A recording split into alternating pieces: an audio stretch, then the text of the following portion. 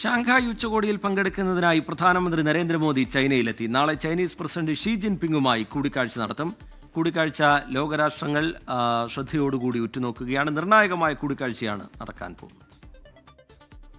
2 ദിവസത്തെ ജപ്പാൻ സന്ദർശനം പൂർത്തിയാക്കിയാണ് പ്രധാനമന്ത്രി നരേന്ദ്രമോദി ചൈനയിൽ എത്തിയത്. നാളെ നടക്കുന്ന ഷാങ്ഹായ് ഉച്ചകോടിയിൽ നരേന്ദ്രമോദി പങ്കെടുക്കും. 7 വർഷങ്ങൾക്ക് ശേഷം ചൈന സന്ദർശിക്കുന്ന മോദിക്ക് ഊഷ്മള സ്വീകരണമാണ് ലഭിച്ചത്.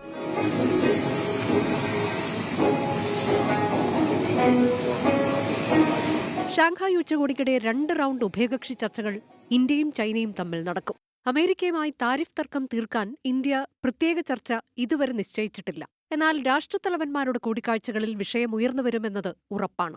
ഡൊണാൾഡ് ട്രംപ് ഉയർത്തുന്ന താരിഫ് ഭീഷണികളെ പരസ്യമായി വെല്ലുവിളിക്കുന്ന നിലയിലേക്ക് ഇന്ത്യ, റഷ്യ, ചൈന സഖ്യം വളരുമോ എന്നാണ് ലോകം ഉറ്റുനോക്കുന്നത്. നേരത്തെ ചൈനീസ് വിദേശകാര്യമന്ത്രി വാങ് യിയുടെ ഇന്ത്യൻ സന്ദർശനത്തിന് പിന്നാലെ ഇരു രാജ്യങ്ങൾക്കുമിടയിലെ മഞ്ഞുരുകൽ തുടങ്ങിയിരുന്നു. ജപ്പാൻ സന്ദർശനത്തിനിടെ 16 പ്രവിശ്യകളിലെ ഗവർണർമാരും മോദിയുമായി കൂടിക്കാഴ്ച നടത്തി. പ്രധാനമന്ത്രി ഷിഗേരു ഇഷിബയ്ക്കൊപ്പം അതിവേഗ ട്രെയിനിൽ സെൻഡായ് നഗരത്തിലേക്ക് നരേന്ദ്രമോദി യാത്ര ചെയ്തു.